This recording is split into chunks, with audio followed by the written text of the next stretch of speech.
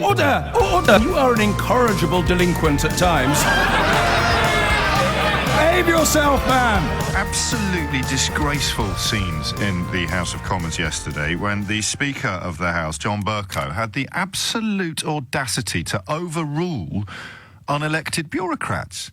And if I've learned one thing about Brexit since that referendum result came in, that is that Brexiters really like unelected bureaucrats overruling elected politicians. In this case, of course, the Speaker of the House of Commons elected in several senses of the word.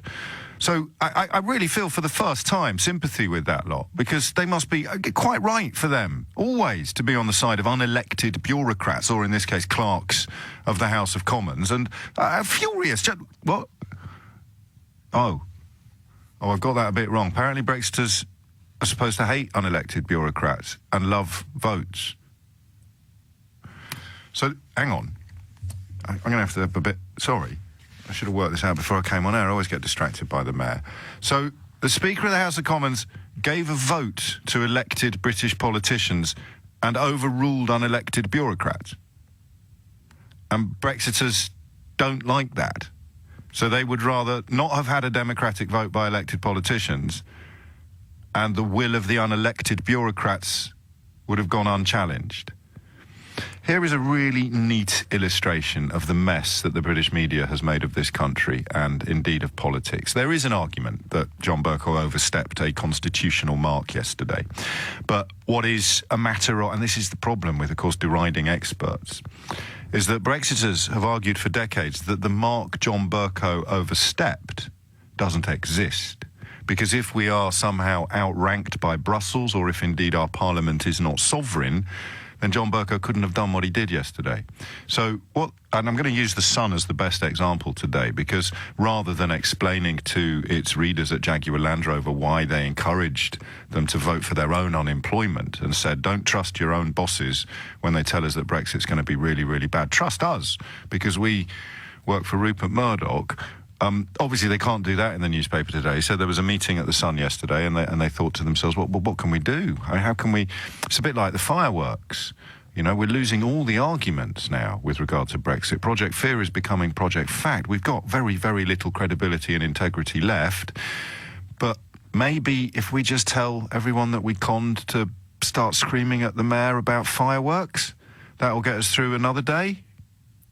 And because that worked, didn't it? So I don't know how many people you heard or read in the immediate aftermath of the New Year celebrations, people who told you to vote for Brexit, people who told the Jaguar Land Rover workers to vote for their own unemployment, now telling you to get really, really cross about fireworks. And I love you, but you did. Today, the same people are telling you to get really, really cross about John Bercow overruling unelected bureaucrats in the House of Commons. And I love you, but you are getting cross about it. Which means, with the greatest of respect, you possibly don't fully understand, or at least the people telling you to get cross with Sadiq Khan about sparklers, or John Bercow about overruling unelected bureaucrats. It means that the people telling you to do that are banking on the fact that you're not interested in or fully cognizant of what Theresa May's government has done since it was elected, because this is what we could loosely describe now as constitutional outrage. Okay, the idea that what John Bercow has done, and this is why there is a valid accusation in the suggestion that he's overstepped a constitutional mark, but you can only make it if you've known all along that Parliament is sovereign and that Brussels doesn't make our laws. The people getting cross with Bercow simultaneously claim that Brussels makes our laws and that Parliament isn't sovereign. It's almost as if they're completely pant-wetting hypocrites, almost. So here's just a few things, and I urge you to follow David Allen Green, a brilliant lawyer and a former researcher for the prominent Eurosceptic MP Sir Bill Cash, actually. So he's been immersed in this world for more years than most of us would care to remember. So the current parliamentary session has been prolonged over 2 years so that there will not be a Queen's speech. That is a much bigger affront to our constitutional conventions than anything John Bercow has ever done. The government packs its select committees with Tory majorities, even though it's a hung parliament. So every select committee should reflect conventionally the makeup of parliament. They do it by procedural sleight of hand. The people getting cross with John Bercow today, not a sausage, not a word, not a squeak. We have a Secretary of State repeatedly misleading the House and its committees over the extent and existence of Brexit sector analyses reports. That is David Davis, who of course said in 2016 there will be no downsides to Brexit, only upsides. What did the government supporting press and punditry, what did the Commentariat class do when David Davis was repeatedly misleading the House and its committees? They didn't say a word. Not a squeak, not a sausage. Repeatedly ignoring and not even participating in votes on opposition motions, again in direct contravention of parliamentary convention.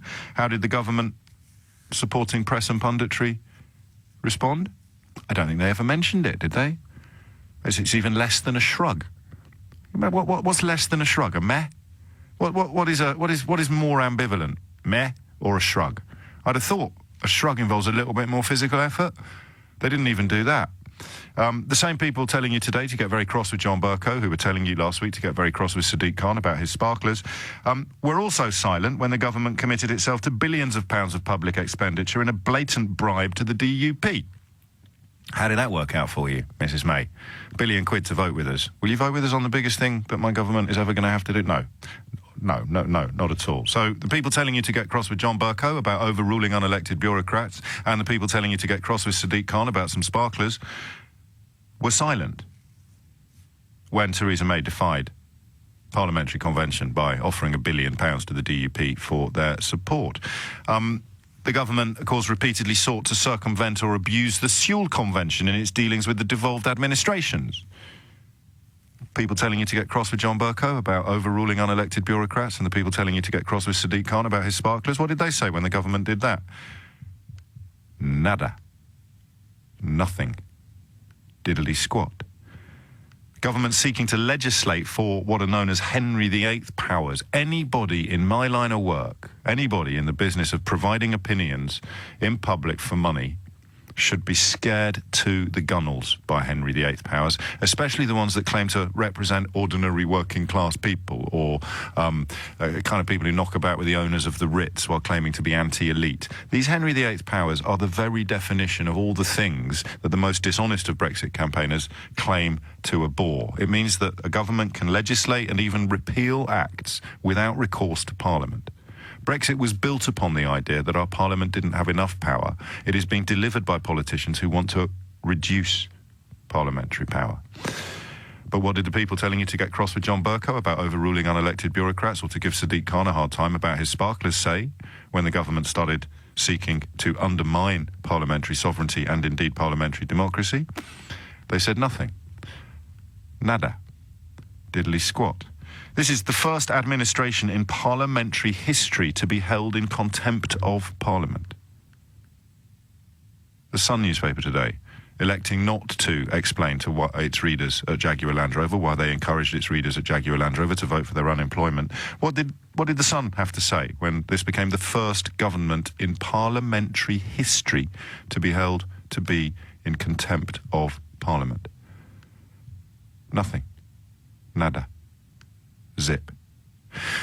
It goes on. The government stands by as there are attacks on an independent judiciary by newspapers, our enemies of the people, crush the saboteurs, all of these appalling defiances, not just of convention and tradition, but of basic British decency.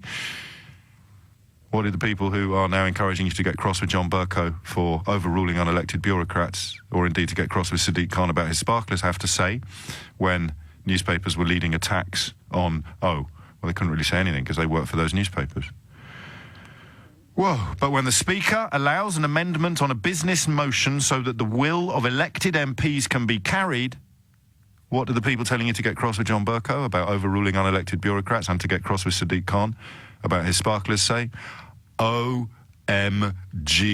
Stop the clocks. Ramonas are trying to ruin everything. So what you have there are some facts. And the final fact is this. The people telling you to get cross with John Bercow for overruling unelected bureaucrats and inviting Parliament to vote on an issue of almost incomparable national importance. I'm going to say that again, just in case there are any skulls that it hasn't properly penetrated.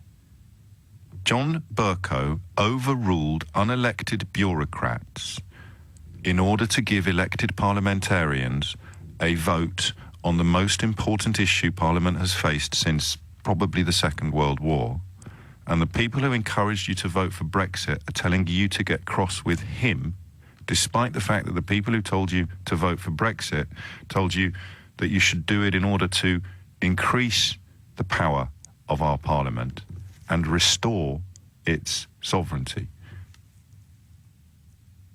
You can see why they'd much rather you got cross about some sparklers, can't you? Because the alternative would be to realise, and I don't think they're all liars, I hate to say this, because it includes people I like, they just don't understand. And they're so enmeshed in that Murdochian model that they know, they just know. It doesn't matter about the facts, it doesn't matter about the details. All we've got to do this morning, in today's paper, all we've got to do is paint a target on John Bercow's back, put a penny in the slot and invite them to start screaming and spitting. Because the alternative would be for them to realise that we told our readers at Jaguar Land Rover to ignore their bosses, trust us, and vote for their own unemployment.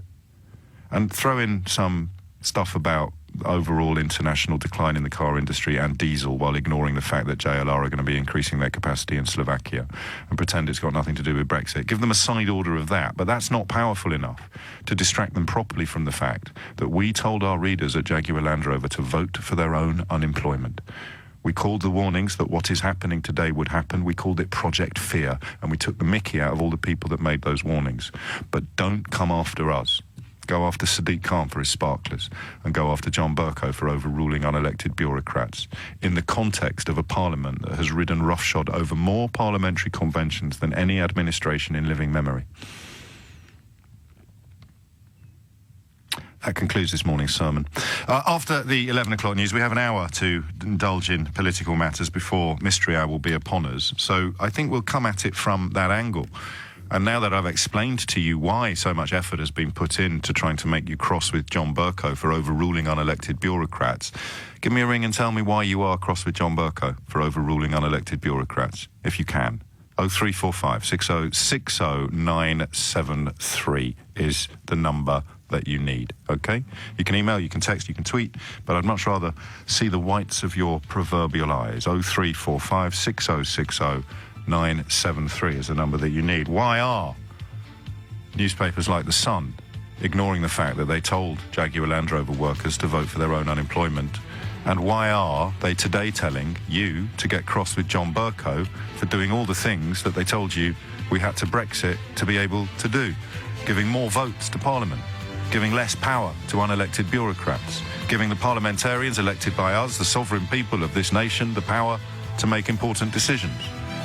It's absolutely bonkers, and sometimes you actually have to say it out loud to realise how riddled with corruption the whole project is. I try to dedicate my life, really, to trying to make complicated things easy to understand, more for myself than for anybody else.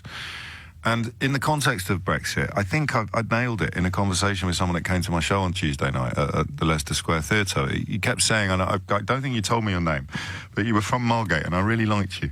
And you kept going on about how little you knew about politics and how you'd been dragged along by your girlfriend and you weren't expecting to enjoy it that much. And we ended up having a really brilliant chat. And between the two of us, we were just trying to come up with a way of explaining what's happened and why, in a way that doesn't necessarily denigrate anyone. And here it is. If I shout fire in a crowded room, there is nothing wrong with running for the door. Nothing wrong at all. The only person to blame in that room, if there turns out to be no fire at all, is the person who shouted fire.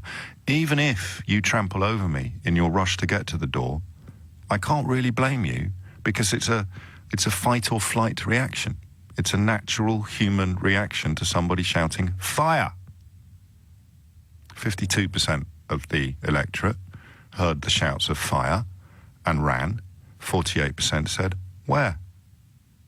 48% realised pretty quickly there was no fire, but by then the 52% had run for the door, pushing everybody out of the way and insisting, I guess you could say with a degree of care and compassion, that the people who were still saying, but there isn't any smoke, let alone fire, insisting that they come with them to the fire exits. And now that we all know there's no fire, we're embarked upon a bizarre psychodrama as a country, which is designed to somehow let people pretend that there was actually a fire, and it was definitely the right thing to run for the fire exit, even though the building that was supposed to be on fire is still standing, while we're all gathering at the fire assembly point and shivering outside, while the building we've all run out of is utterly and completely untouched. I think that might be my favourite Brexit analogy so far. The problem is that the people who believed there was a fire and ran for the door and are now shivering with the rest of us at the fire assembly point round the corner, they still can't admit there wasn't a fire. So today, instead of admitting that there wasn't a fire, they've been told by their masters, by the real elites who own the Sun and the Ritz, they've been told to get cross with John Bercow, which is actually really easy to do. I think the funniest thing I've heard John Bercow described as today is a lifelong moderate conservative. I'm pretty sure we better double check that. I don't want to libel the fella, but I'm pretty sure that there are a couple of milestones in his past that make an absolute mockery of the suggestion that he's a lifelong moderate conservative. It's a little memory of mine there that involves a certain day of the week, not wanting to be too cryptic, but I shall double check for you. So today, the people who told the workers at Jaguar Land Rover to vote for their own unemployment are being told to get cross with John Bercow. As is so often the case, Ken Clarke emerges as something of a voice of reason. Let's hear the right honourable and learned gentleman. Point of order, Mr. Kenneth Clarke. In my opinion, in recent years, this House has seen a considerable diminution of its powers and has often seemed rather indifferent to the eroding of some of the powers we used to have to hold governments to account. And you, Mr. Speaker, have been assiduous in maximising the opportunities for the House to hold what happens to be the government of the day to account and giving the opportunity for debate and for voting. I find it unbelievable that people are putting such effort in trying to exclude the possibility of the House expressing its opinion on how it wishes handles matter. And I would suggest to some of my honourable friends, the ones that are getting somewhat overexcited, that perhaps they should don a yellow jacket and go outside to take part in this discussion. Makes a powerful point there, actually, because the half-wits in high-vis jackets are in many ways just the slightly less plummy version of some people who stand in Parliament. I missed the Tory MEP who didn't just get cross about Sadiq Khan sparklers. He compared it in some way to waving an Argentinian flag during the Falklands War. No one can keep up with everything. So this is what I want you to do, and I'm going to be very specific in my question. We may move on in the course of the hour, but what is wrong with MPs voting? 0345 6060 973. John's in Erith. John, what's wrong with MPs voting? Good morning, James. There's nothing wrong with MPs voting in itself. What's everyone so cross about then? Well, I'm cross with Bercow. Okay. From yesterday, and I do believe he massively... but let me just preface this by saying I also think Bercow has been a fantastically reforming speaker that has done much to bring sovereignty back to Parliament and to parliamentarians. He's granted more urgent questions. He's made ministers come to the House and make statements, as other speakers should have done and perhaps have been too afraid to do in the past.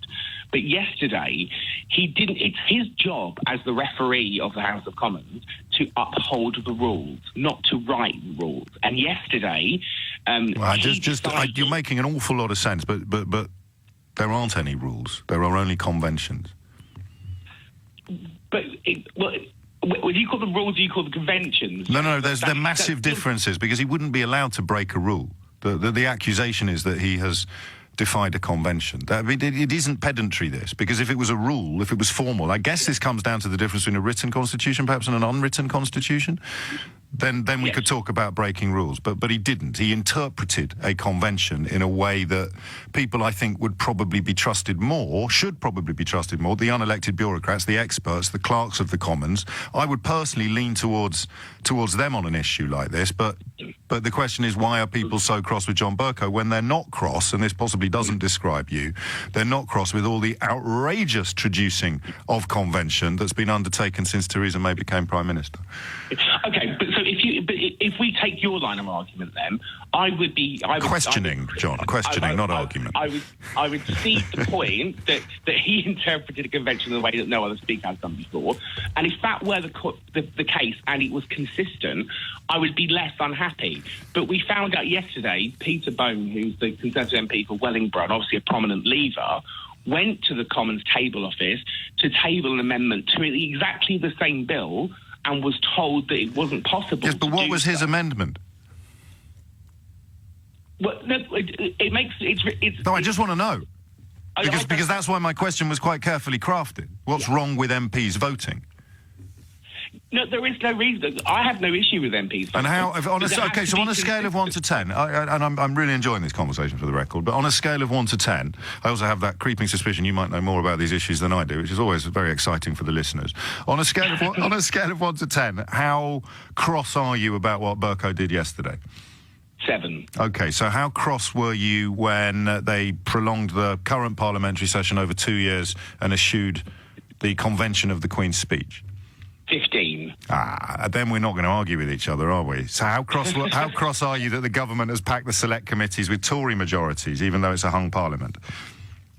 Well, it's a hung parliament, but at the same time, they do have considerably more MPs than anybody else. So, no, yes, but that's not the point, is it? There should be a balance within the select committees that reflects the arithmetic of Parliament, and we both know that there isn't, because there are Tory majorities, despite the fact that all the other parties are represented. Yeah.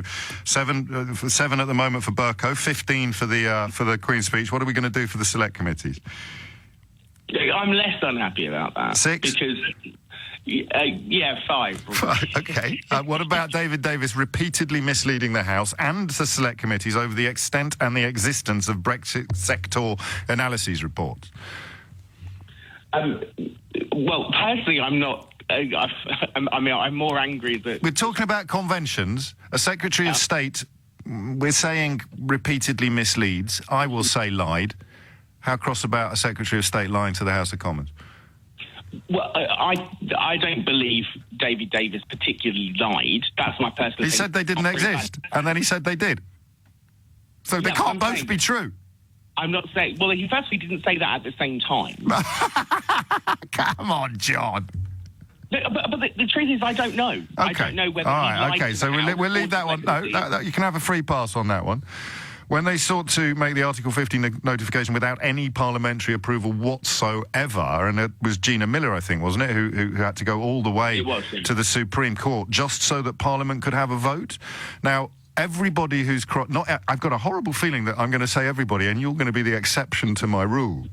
But I'm going to say almost everybody who is spitting nails about John Bercow today, it seems to me, is on exactly the same team as all of the people, except you possibly, who were spitting nails about Gina Miller when that court case was brought. Would you first of all agree with that observation? I think that's probably true, and I think secondly, I am probably the exception to the rule as well. Just to make life difficult. No, it's making life brilliant. This is the opposite of binary, because in the great scheme of things, Gina Miller's case was designed to do precisely what John Bercow's critics today are accusing him of confounding. Yeah, I appreciate that, but I also... I know you do. We're working together for the benefit of everybody listening here, John. We're at both ends of the seesaw. Would it be easier if I disagreed? But no, because this is the whole point. You have what I would describe as objections to John Bercow, which I partly share, which are both evidence-based and have intellectual integrity, because he did overstep a mark, but nowhere near as badly as the government has done repeatedly, without a squeak coming out of precisely the people who've had a penny put in their slots and have started taking aim at John Bercow today.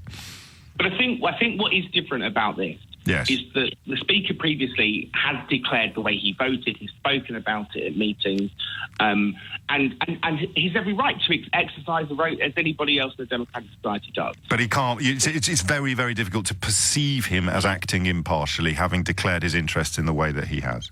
I think that's true. I think when an amendment is taken to a bill that's unprecedented and selected for bills unprecedented, and it comes from a particular side of an argument... But you have to believe that he's being biased in order to float the boat of anger on this one.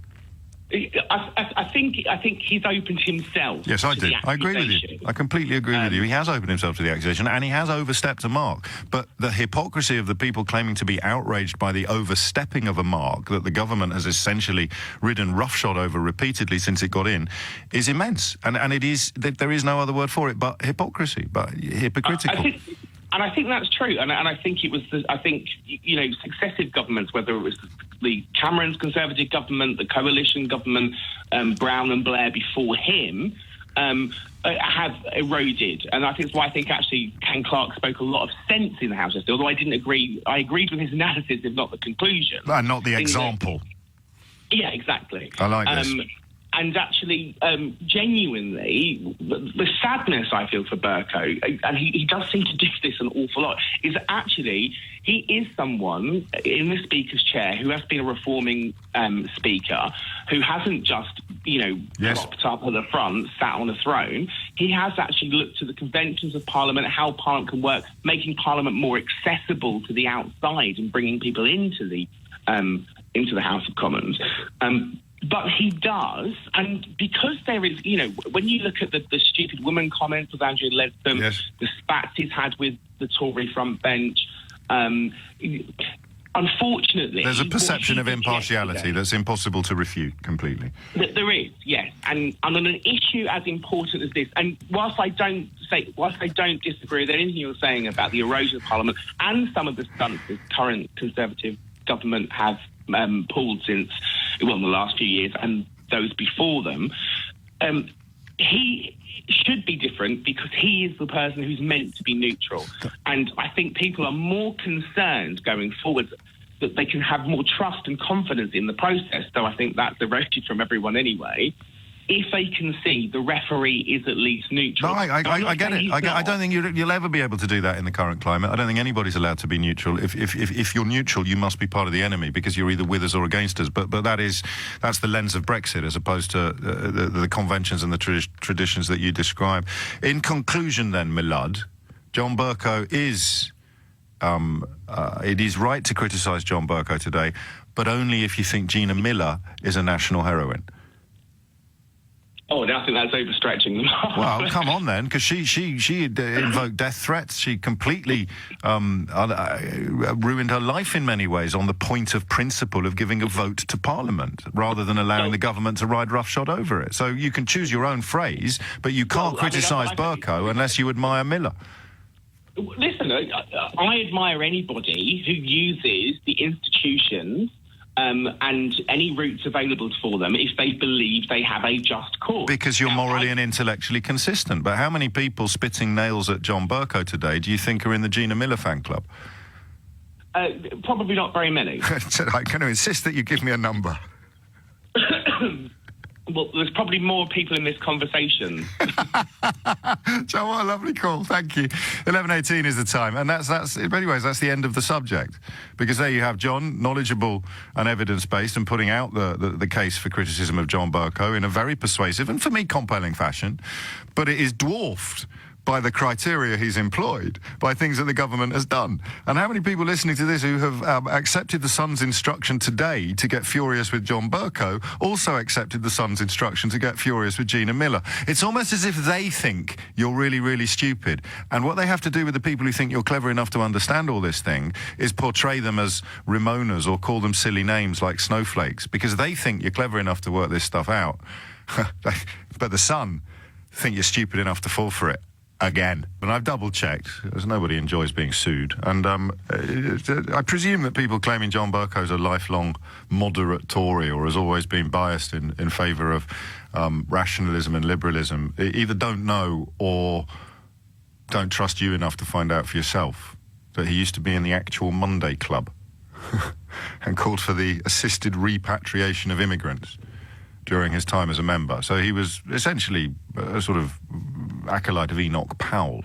So if you're wondering why extremely right-wing people hate him so much, the answer is he is living and walking proof that you can change your mind and you can grow out of these vile ideas. That's why they hate him so much. Not because of the views that he holds, but because he used to hold the same views as them. And he has demonstrated that it's not hard to realise that they're wrong. So the question today is, what's wrong with a parliamentary vote? What exactly has John Bercow done to offend you? And John in Erith provided a perfect answer. He explained what John Bercow, and he explained rightly what John Bercow has done to offend him, but because he is a man, I believe, I don't know if we've spoken before, but he seems to be a man of both intellectual and moral consistency, so he has to simultaneously reveal that what this government has done in the context of the, quotes, crimes, end quotes, that John Bercow stands accused of, dwarfs anything that John Bercow did yesterday. So you can't be getting cross with John Bercow unless you are much, much crosser with, for example, David Davis or Theresa May. Oh, and by the way, you also have to love Gina Miller. How's that all working out for you, Sun readers? Mike's in Glastonbury. Mike, what's going on?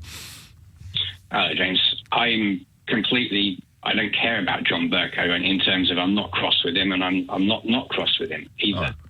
Well, this is rubbish phone-in radio. Yeah, I know. One of us has got to be cross. I was all polite and calm with the last caller. Well, you can be cross with him if you want, but I think you need to... The problem is, and I think the Sun proves this in a sense, is that I don't actually know why I should be cross with him, because I don't understand what the heck is going on inside that chamber. The thing for me here is that the people who are cross with him don't know why they're supposed to be cross with him either. Well, I know exactly, yes. But this is the point I'm trying to make, which is that our parliamentary system, where Parliament is supposed to be sovereign, is 700 years old. It's evolutionary. It's not written down except in some arcane book, which I think has 2 volumes that I'm really struggling to find anywhere. I can actually read it. And it's hugely complicated. It's based on precedent and convention. And it's broken, frankly. I just don't see how it actually survives and is considered to be a successful example of democracy at the elected level, as opposed to democracy when you and I go down the polling booth, in any sense whatsoever. We think Parliament is sovereign, yet at the same time, we're told that Parliament itself, the House of Commons, cannot bring some kind of motion or amendment to the chamber. And again, I don't understand the circumstances under which they can or can't. Only government can do that. And that seems to me only the to be Speaker like can do that. Dictatorship, only the Speaker can do that. So, but this is my point is that I don't understand this, right? I'm not even going to pretend to understand it in depth. I thought I did. I spent 20 years in a political family. I thought I understood how Parliament works. Yes. And I'm discovering, because of events like yesterday, I haven't got the first foggiest clue. Well, I'd stop beating yourself up, because I think the reason why you're confused is because Parliament is built upon essentially, and I know this is uncomfortable, especially for SNP and Plaid Cymru members and stuff like that, but it's essentially built upon the notion of a two-party system, whether it's Whigs and Tories or Labour and Tories, and that's been broken by Brexit. So that's why everything is so bonkers now. So the Tories are queuing up to attack the Tories, and the Labour members are queuing up to attack other Labour members. So I think the two-party thing is absolutely right, but that's a different conversation, right? That's about PR and representation. Potentially, but it's also about why we're so confused now. Yes. Exactly. So the Brexit issue plus the multi-party parliament thing that we have inside the House of Commons is exposing the fact that it has been designed, I say designed loosely, for that two-party system, and it's been designed, again loosely, for a situation that we had 250, 300 years ago, where the monarch had much more effective control than they do today, right?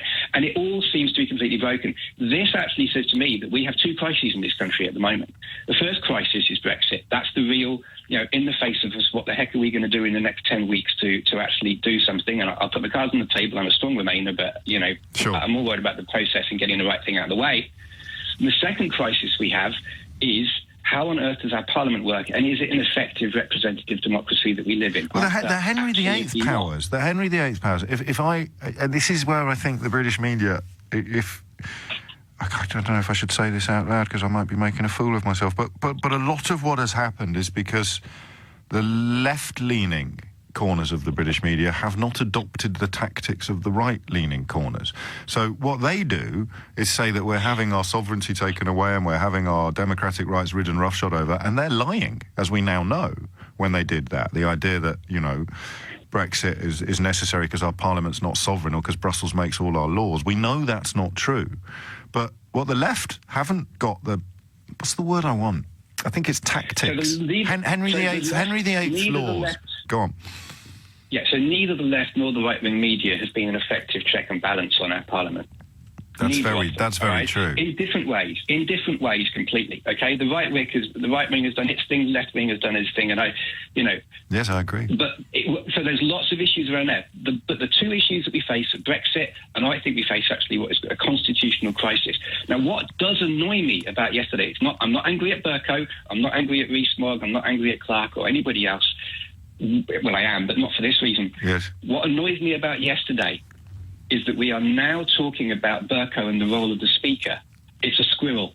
That's all it is. We should be talking about how Parliament is going to solve the problems that face us. But hang on a minute. I'm going to disagree with you. I know we shouldn't be, but that's the nature of that's the nature of humanity. We prefer shiny things to complicated things. But I disagree with you on this, because the bit I don't understand is why it's bad to insist that the Prime Minister... So leaving aside the arguments about convention, which, unless you're John in Erith, you're a massive hypocrite if you're cross with John Bercow, but not even crosser with the Brexiters on your side who've ridden roughshod over much bigger conventions. Leaving all that aside, it's March the 29th, Mike.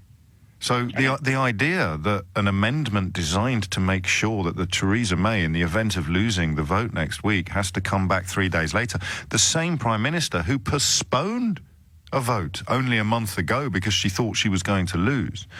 As the clock ticks, John's point about it being a shame that Bercow's feelings on the issue, many people feel, are established, that is a shame. But as the clock ticks, how could it possibly be controversial for the Speaker to give the Parliament the opportunity to insist that the Prime Minister comes back after Plan A fails as quickly as possible with an explanation of what Plan B is? So this is my point, James. I don't think it is controversial. But that's what we should be talking about, not about John Bercow and what is it? Can you guess what word appears on the front of the Sun today? Have you seen it? I haven't looked. No, I haven't looked, mate. I'll just check for you. Devil. Speaker of the Devil. Okay, so he's not a traitor, he's the devil. Yeah, okay, they've upped from, it's not saboteur, it's not enemies of the people, it's actually a disciple of Beelzebub. So this is kind of my point, right? I'm not cross at Bercow. I've already told you. I know why you're cross. I know why you're cross, and you're right to be cross. But you're cross with the people who today are telling everyone else to be cross with John Bercow. John in Erith is cross because John Bercow did, or there is at least a strong case to be made that he did defy convention and tradition in a way that could be perceived as impartial, but compared to, for example, all the things I said to John in Erith, it's a minor transgression. It's a 7 out of 10 when the first example I gave him was a 15. So let's move it on then. We've got half an hour left. Thank you, Mike. I'm a little late for the news, as usual. Here's the question that we'll do after the news. What's wrong with insisting that the Prime Minister tells us what Plan B is in the event of Plan A failing in Parliament next week? Because if you are cross with John Bercow this morning, you must also be cross about the fact of what he did, which is provide an insistence or allow Parliament to demand that the Prime Minister tells the country what Plan B is within 3 days of Plan A hitting the buffers. How can anybody think that that's a bad thing? If I was today embarked upon my futile, regular quest to find things upon which we can all agree in these fractious times, would we now all agree that you can't have frictionless trade unless you're a single market member? That's why we're having all the problems that we're currently having, and that you can't have single market membership unless you accept free movement? Do we all agree on that now? No, we don't, because Jeremy Corbyn is giving a speech at the moment in which he claims that he wants a strong relationship with the single market, but not membership, which delivers frictionless trade. 2.5 years of this idiotic process, and Jeremy Corbyn still doesn't understand the simplest of facts. Or he does understand them, and like everyone telling you to get cross with John Bercow today, he's pretending that he doesn't understand and banking on you to not work it out for yourself. If you're not into working things out for yourself, you are listening to the wrong radio programme. And that is why the question that I am asking you now is, Theresa May puts Plan A before Parliament next week. If Parliament rejects it, thanks to a vote by Parliament, she will have to reveal Plan B within 3 days. we leave the European Union within fewer than 3 months.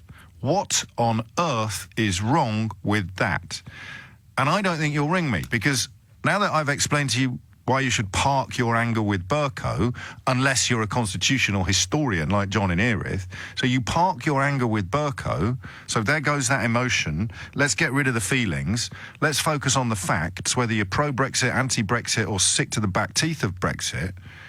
Focusing on the facts, here is the question. If Parliament votes, if sovereign Parliament exercises democracy to reject Theresa May's Plan A, how can anybody have a problem with the idea that she should have to present Plan B to that sovereign democratically elected Parliament as quickly as is humanly possible? Possibly the stupidest thing I've seen today in the context of this whole conversation is a suggestion that Brexit wasn't about making Parliament sovereign, it was about making the people sovereign. To which you must respond, if you're unfortunate to encounter a cretin coming out with stuff like this, by asking one very simple question. Who elects MPs? But that's not the question I'm asking you now. I'm asking you, what is wrong with Parliament voting to insist that the Prime Minister tells them what Plan B is if Parliament votes to reject her Plan A? And I will, before Mystery Hour comes along, take any answer you've got. Matt's in High Wycombe. Matt, what would you like to say? Hey, James, I'd just like to flip the script, basically, and say that, if anything, we should be angry with Bercow for not moving before. On that long list of things that nobody in the right-wing media got cross about, but which are much more profound transgressions of parliamentary convention than anything he did yesterday. Completely right, and the convention is the key word. So the point is that the UK Parliament is a living, breathing body, and the Speaker of the UK Parliament, compared to the Speaker of the South African Parliament, which I can speak to myself, who basically does the bidding of the governing or ruling party, and I'm sure there are other parliamentary systems in the world where this kind of thing occurs, it actually does its job. But the problem is that the boundaries, because we've spoken about the unwritten constitution, because the boundaries are not well defined, they're not very clear, and where they are written down, they're in very archaic or legalese language. A whole bunch of, even if you have people who disagree with you, we don't have a document today that you and I could say, well, okay, John Bercow's doing X because of Clause 10, or he's breaking with precedent, but because the government has violated, say, clauses 5 to 6. That's right, isn't it? I mean, is it Charter 88, going back to when I was doing my politics A-level, when there were calls for a written constitution that I didn't really fully understand, but what you've just said, I think, is incontrovertibly true. If we had a written constitution, you could say you've broken that rule. That's why I picked up John in the first call about the difference between a rule and a convention. You can't really break a convention in the same way that you can break a rule, because you can just claim it's an interpretation. Yeah, a norm is just... Or a precedent. A norm or... a norm. I like norm. I also like Cliff. Yeah. And Woody. It's just something that, a norm is just a rule that bad people don't care about. Yeah. That's the thing. It has to be written down. And what I would just say, I just touched on something. I was in Winchester Cathedral on last weekend, but this is an interesting point. Winchester Cathedral is ancient, but it's not a static building. Much like constitutions, it changed. And in the Middle Ages, actually, a couple of the bishops made improvements. And the current people who love or are in love with their fantasy version of Old England or Old Britain seem to think that it's a frozen in time, never-ending story kind of a country. Yeah, that's a very good point. People in the Middle Ages had no problem with improving on things that clearly weren't working. And we need to have the same thing now. It's not to say that we should just be able to change the constitution willy-nilly. There should be thresholds. That's part of the problem with Brexit.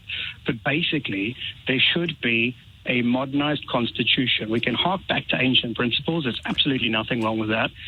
You see it with America as well. Well, it's often as if when we're talking about everything from drones at Heathrow through to problems on the internet, we often observe that the law hasn't caught up with the technology yet. And I think you're sort of arguing that parliamentary procedure hasn't caught up with modernity yet. And particularly when modernity is defined by Brexit breaking the two-party tradition of the UK Parliament, you've got a really strong point. No, I agree with you, but what I'm saying is the parliamentary rules are unwritten. So we might be saying that the norms of 1950 can't keep up with the situation of 2019. That's right. The problem is the rules of 1950 are not the rules of 1950. They are just norms. They are habits that people break all the time when they want to. I think you're right. Again, amazingly thoughtful calls today. Oddly, I've got no Sun readers calling me. I wonder if I'll get another kicking in the Sun tomorrow. I hope not. Hopefully they'll wait until the paperback's nearly out, and then we can use that to promote the paperback version, just like we used their last utterly hilarious attack on me to flog copies of the hardback version of my book. We shall see. Edited, of course, by the devout Catholic, Tony Gallagher. The... shame, of course, of the piece is that if you were told today to get really cross about John Bercow, I'm going to cautiously suggest you can't remember why you're cross. Discuss. 03456060973. Why are you cross?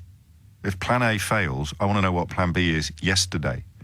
And I know, because of what happened in December, that Theresa May will postpone things in order to protect her own position and her party to the detriment of the country, because... if, for example, it was important to have a lot of time to work out what we would do in the event of the bill failing next week, then she shouldn't have postponed it in December. We should have got the vote out of the way as quickly as is humanly possible in order to establish that it has failed and then work out what we're going to do next. The word I would use is urgency bordering upon emergency. And what Parliament voted for yesterday was to prevent the Prime Minister from prevaricating, pausing, delaying. I want my answers, and I want them a week ago last Wednesday. Andy is in Glastonbury. Andy, what would you like to say? Hello, James. Hello, Andy. Right, I'm going to say why it's a bad... I'm not angry at the Speaker. No one is who's wrong me. It's almost as if they've got nothing to be angry about. Why it's a bad thing he's done what he's done.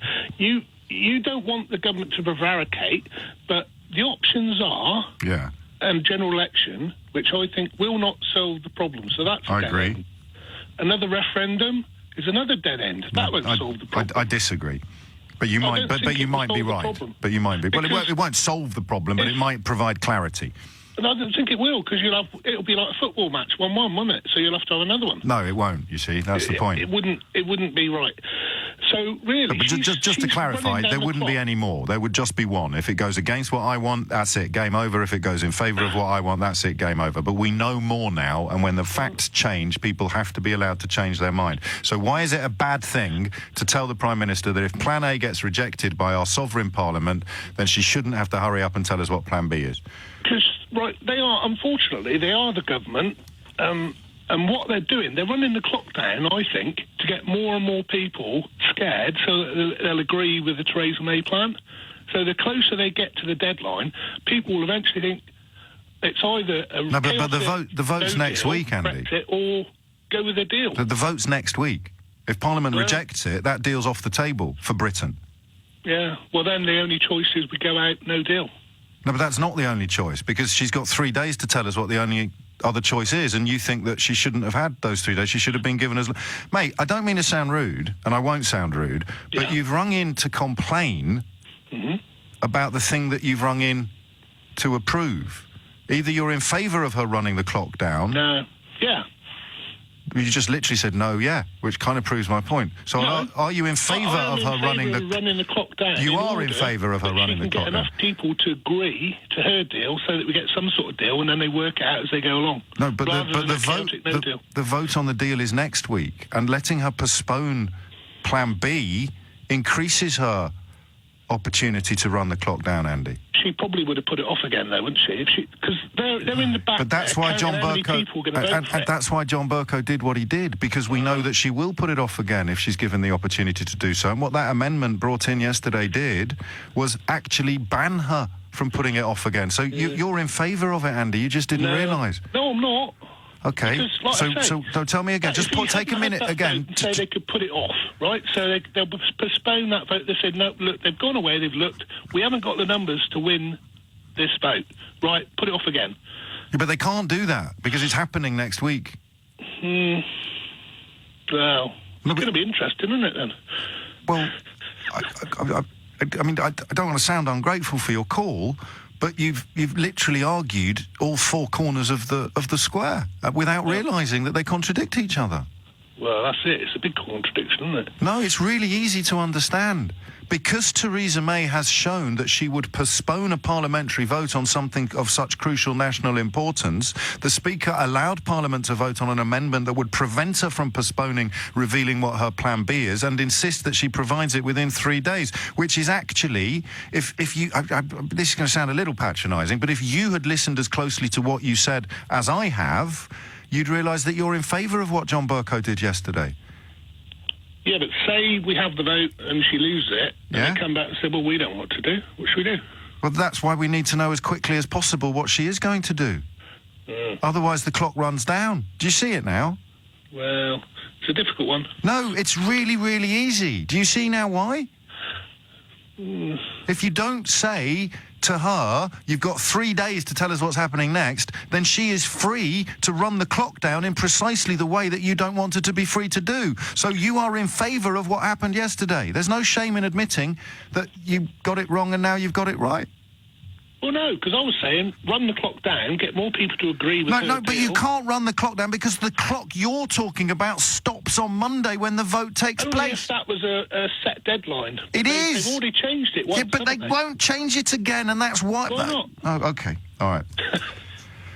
I've done my best. Andy, I've done my best, mate. I wish you well. It's 11:48. Before that, Theo Usherwood is here to bring us up to speed with Jeremy Corbyn's speech today. Can I predict what it is? Go on. There's a much better plan that we can do. We just can't tell you what it is yet. Or we can tell you what it is. It's the one that the EU have already said we can't have. Or a bit of both. OK, I'm going to put forward in a minute the defence of Jeremy Corbyn's argument, but I'll wait for I'll hold on to that for a second. He started his speech by demanding that if Theresa May's meaningful vote fails next week, she fails to secure it next week, next Tuesday, then she should go to the poll. So I say this to Theresa May. If you're so confident in your deal, call the election and let the people decide. If not, Labour will table a motion of no confidence in the government at the moment we judge it to have the best chance of success. Clearly, Labour does not have enough MPs at the moment in Parliament to win a confidence vote on its own. So members across the House should vote with us to break the deadlock. This paralysis cannot continue. The kicker there from Jeremy Corbyn is that he will table a motion of no confidence in the government when he judges it to have the best chance of success. So getting himself off the hook for... The hook he got himself on last time round, yes. Oh, happy days. If Mrs May was to lose that vote, then he's given himself the room he needs not to table a motion of no confidence in the government. The interesting bit was what Jeremy Corbyn had to say about keeping Britain in a customs union and a single market. Why is a customs union necessary? It's because a new customs union and a radical Labour government with an active industrial strategy will allow a renaissance in our manufacturing sector, which will create good, secure jobs and help restore pride and prosperity to parts of our country that have been ignored for far too long, that have seen no investment for decades. Why do we need a strong relationship with the single market? It's because frictionless trade and a radical Labour government with a plan to invest in every region and nation of our country will give us the chance to kickstart real growth in the economy, allowing the wealth created by this country's workforce to be shared more fairly. This is the hole in Jeremy Corbyn's argument. He's effectively advocating for Brexit in name only, keeping Britain in a customs union, in a single market, and therefore he has to give up controls on immigration. I did a word search on his speech just before I popped down to see James, and he didn't mention immigration once. Or free movement. Or free movement once in his speech. It wasn't there. For Corbyn's point of view, Sorry. Go on. No, you go on. He needs to turn the oil tanker of public opinion. Yeah. He knows that, Labour know that in order to, and as he said there in his speech, to ensure that the economy there isn't a negative impact on the economy of Brexit, that you keep Britain in effectively in the single market and the customs union. But there is, of course, a price for doing that, because you can't get rid of one of the... precondition rather than a price. Okay, yeah, precondition would be the... Good price makes it sound like something that we might resent. I'd rather like free movement. I like most freedoms, and I like moving. Sure, but... In fact, sometimes I want to move it. Yes, but for Labour traditional Labour voters in the north of England, in places like Wakefield... Yes. Where Jeremy Corbyn was speaking... He can't say to them, well, I'm very sorry, we're not going to introduce controls on immigration. Or we're not going to let you keep your own free movement. Yes. Which is the same thing. Which is precisely what Theresa May ran into when she introduced the red lines. Because all of the clever Brexit arguments, and there are plenty, although people who choose to hear what they want to hear will deny that people like me ever acknowledge there are clever-ish Brexit arguments. I'd look at someone like Oliver Norgrove, a very young fellow, or... Roland Smith has written, although he's changed his mind now, his position was very strong originally. He's only changed his mind because what he thought was a good idea can't be delivered. All of the things that could have been sold as an improvement upon the status quo were contingent upon the retention of freedom of movement, because they were contingent upon customs union, if not single market. So you might have Norway-Sweden style problems, which are quite acute for Norwegians, but which Norwegians prefer to membership of the European Union. But they've all got freedom of movement. In fact, they've got Schengen. Yes, so for Jeremy Corbyn, those red lines don't exist. So ERG and Corbyn are in exactly the same place, albeit that they would sell different plans. The stumbling point, their error or their denial or their delusion is that they can they can have what they say they can have, and just somehow persuade the European Union to give us an opt-out on free movement. No, because I think Jeremy Corbyn's, and this is where I think there's a difference. Go on. I think when you speak to those in Jeremy Corbyn's team, I think there's a recognition that actually they're going to have to give up, that freedom of movement is going to stay in place. But it's about we're talking about what he's saying today in public, Theo, not your private conversations with his team. What he's saying today in public, you've just said didn't contain the words. What he's not saying exactly. in public. So we're talking about what he is saying, and what he is saying is we can have this, this, and this, and what you're saying is only if we do that. But he's not mentioning that. Precisely. So are we agreeing with each other? Yes, I mean, you're the one that's surprised by this. I find myself in concord and agreement with almost everybody that I ever talk to.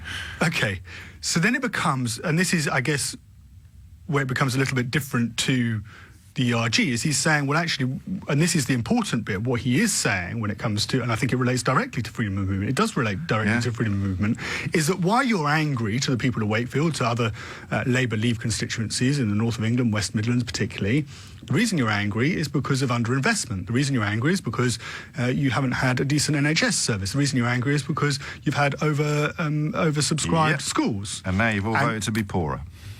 Yes, but he's making the point that actually if you have a Labour government and you take it on face value, that's his claim, you won't have those things, therefore you don't need to be angry about immigration. I also know that in many places, like Wakefield, people feel they've been ignored. They've lost industries, as Laura pointed out, and no one seemed to care. They've been robbed of their future by a lack of investment and underfunding of public services. These are proud, generous communities that pull together and support each other. Communities that have real pride in their towns, in their regions. But they know they could be so much more. I understand that. Many of them want to send their politicians a message in the referendum, and I hear that message. Yeah, you'd have heard it a lot more loudly if he'd been out and about doing any campaigning during the referendum. Hashtag Jeremy Corbyn did loads of campaigning during the referendum. Why are you such a Blairite centrist? Jeremy Corbyn went on, and the theme of this speech is, we've seen in Parliament this week, we've seen, College Green is a microcosm of a wider debate, a division between the left and the right. Corbyn's speechwriters trying to find a central plank of unity, of bringing people together. If you're living in Tottenham, you may well have voted Remain. You've got high bills. You've got rising debts. You're in insecure work. You struggle to make your wages stretch.